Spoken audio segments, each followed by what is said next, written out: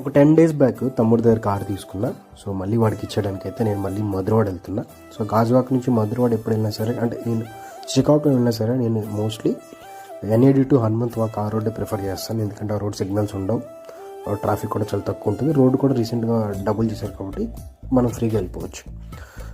So తుఫాన్ వల్ల ఏంటంటే క్లైమేట్ బాగా చేంజ్ అయింది. సో మొత్తం క్లౌడీగా ఉంది సింహాచలం. సో బయటకు ఒకసారి దిగేసి అలా వ్యూస్ అన్ని క్యాప్చర్ చేశాను. సో ఇప్పుడు మేము చూపిస్తుంది ఏంటంటే వ్యూ పాయింట్. మనం ఇద్దరు సింహాచలం నుంచి వెళ్ళొచ్చు, లేదంటే ఆర్లవ్ నుంచి కూడా ఇలా అక్కడికి పైకి వెళ్ళొచ్చు. శ్రీకాకుళం, విజయనగరం, ఒడిశా నుంచి వచ్చే వాళ్ళు కూడా ఈ రూట్ని ప్రిఫర్ చేస్తారు. ఎందుకంటే సిటీలోకి వెళ్ళకుండా వీళ్ళు సింహాచలం వెళ్ళిపోవచ్చు.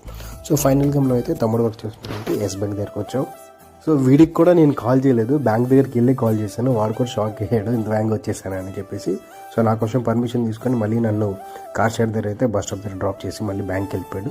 సో వర్షం తడిచాను, చలి పుట్టింగ్స్ వన్కింగ్స్ ఇంకెందుకు లేట్ చేయకుండా మళ్ళీ రిటర్న్ అయితే గాజువాక్